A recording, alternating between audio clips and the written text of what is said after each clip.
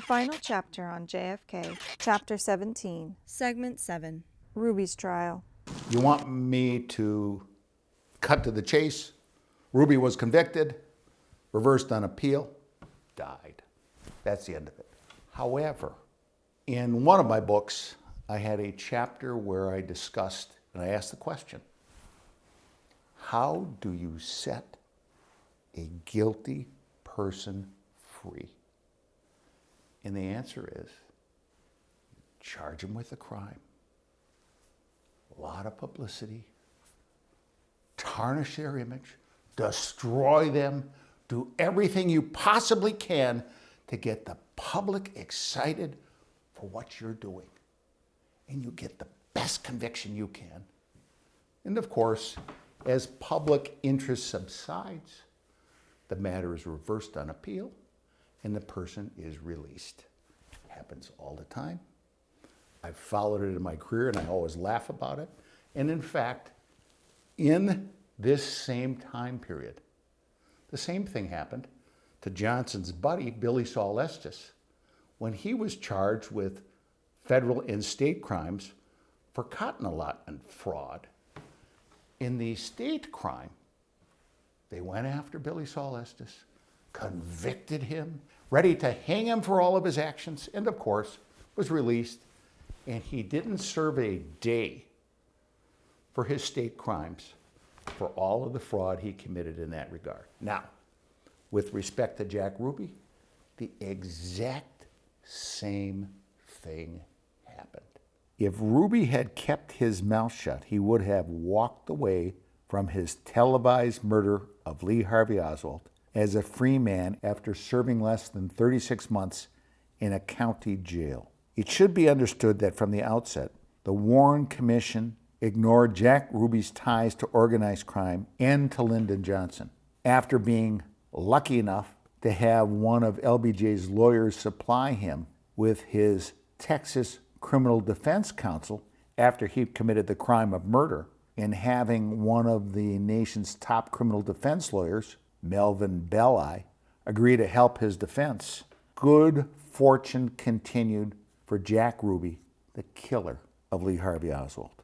As part of Jack Ruby's 7-member attorney defense team, he had a nationally known lawyer by the name of Melvin Belli handling the case, along with, out of the 7 lawyers, one local lawyer by the name of Joe Tannehill, who happened to have been the ex-brother-in-law of the prosecuting attorney, Henry Wade, and who was a good friend of Henry Wade. After Ruby's killing of Lee Harvey Oswald, he was initially indicted by a grand jury, and the case was then filed in Criminal District Court number 3, chaired by a judge by the name of Joe Brown Sr. Judge Joe Brown Sr. was such an interesting man that when he was assigned the case, the first thing he did was to hire a PR or public relations person to handle his image to the media and to all of America and the rest of the world. And beyond having Judge Brown as his judge, Ruby was so fortunate that he was prosecuted by Dallas District Attorney Henry Wade, even though he denied knowing him, clearly knew Jack Ruby all the way back to the early 1950s, since from 1953 to 1963, Wade had personally seen to it that all criminal charges that were ever issued against Jack Ruby were either dropped or dismissed. Wade, prosecuting attorney, he had at least 2 personal contacts with Jack Ruby during the weekend of Oswald's murder in the Dallas Police Department, and this meant that Wade himself could have been a witness to Jack Ruby's state of mind during that weekend. Before the case ever got to trial, before any witness ever spoke a word under oath, the Jack Ruby trial had already been reversed, and a new trial was going to have to be ordered no matter what the outcome was in the trial that would occur. And that's because Judge Brown committed absolute reversible error in Ruby's case before it ever started. The judge's error meant that any conviction of Jack Ruby in his court would be reversed and set aside on appeal. And that was, Judge Brown refused to move the trial to a location outside of Dallas, Texas. Before the trial, Ruby's lawyers demanded that the case be transferred out of Dallas to another locale, saying that Ruby could not get a fair trial due to local hostility.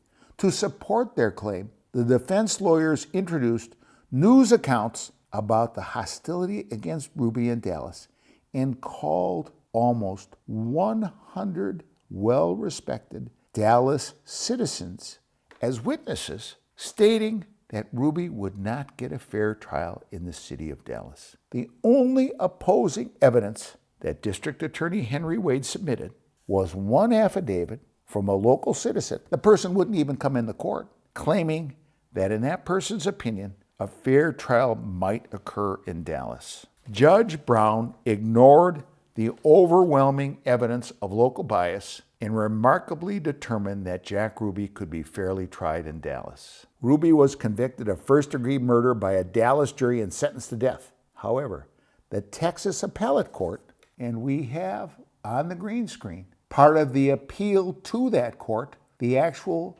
court filing, Judge Brown was harshly criticized by the Texas Appellate Court, which summarily reversed the conviction and ordered a new trial. While a summary reversal of a judge's work by a higher court might be embarrassing to most judges, it didn't bother Judge Brown at all. And during the pendency of Ruby's appeal, Brown was caught up in the scandal about his book, where it was learned that he had signed a lucrative book contract with Lyndon Johnson's oil friends, the Murchisons, to write about the case. Under the book contract, Judge Brown received a substantial advance for his unwritten book about the Ruby case, along with an expense-paid trip to the Murchisons' exclusive California hotel. And to no one's surprise, Judge Brown's book had never been published until just recently,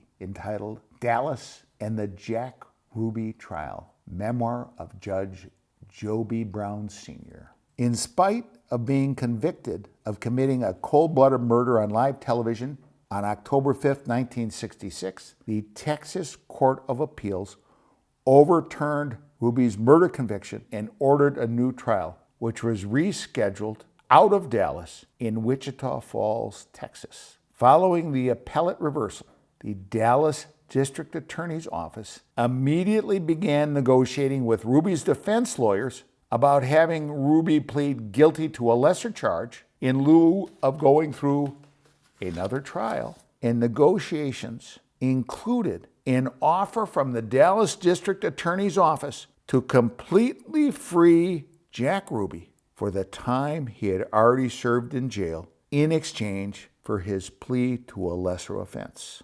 Thus, Ruby was about to walk free from killing Lee Harvey Oswald on live television less than 3 years in a county jail. Unfortunately, but perhaps not unexpectedly, only 2 days after Jack Ruby's new trial site had been ordered, Ruby was taken from the Dallas County Jail to Parkland Memorial Hospital, where on December 10, 1966, he was diagnosed with an extremely rare form of cancer to his liver, his brain, and his lungs. Before Jack Ruby's discovery of cancer, he had been telling his friends and the prison guards that he was being killed by injections of an unknown substance from a supposed prison doctor who no one ever discovered or determined who the doctor was. Ruby died less than 30 days later on January 3, 1967. After his death, an investigation revealed that while somebody had visited Ruby claiming to be a doctor, no one knew the doctor's name or the purpose for his visits. The problem for Jack Ruby was while he originally just talked by innuendo, As time went on, he became bolder and bolder and talked more and more directly, naming people and making claims. Let's listen to one of those recordings of Ruby right now. The world will never know the true facts of what occurred, my motives. The people that had so much to gain and had such an ulterior motive for putting me in a position I'm in will never let the true facts come above board to the world. Will not let the true facts come above board. I wonder who Jack Ruby was talking about. Well, before he died from a very mysterious cancer, Ruby began shooting his mouth off, saying LBJ was involved. He told the prison guards, he told a New York columnist, Dorothy Kilgallen, who ended up dead, and he even turned to the press and told them during breaks in his criminal proceedings, told them all that Lyndon Johnson was involved in the Kennedy assassination. And he even wrote notes that he sent out of prison, including a 12-page letter tying LBJ to the killing. Jack Ruby was about to be released from prison for killing Lee Harvey Oswald after an appeal for basically time served in a county jail for about 3 years. Jack Ruby would have walked out of prison a hero, would have had book deals, probably never would have ever had to buy a drink or a meal at any restaurant in the United States after that. And he made one mistake, and that was he did not have the patience to keep his mouth shut. And that's what killed him. And of course, the way things work out in history, the alleged assassin who killed John F. Kennedy was quickly killed before he could talk. And the person who killed the alleged assassin was killed before he talked too much. With that said, I'll see you in the next segment real soon.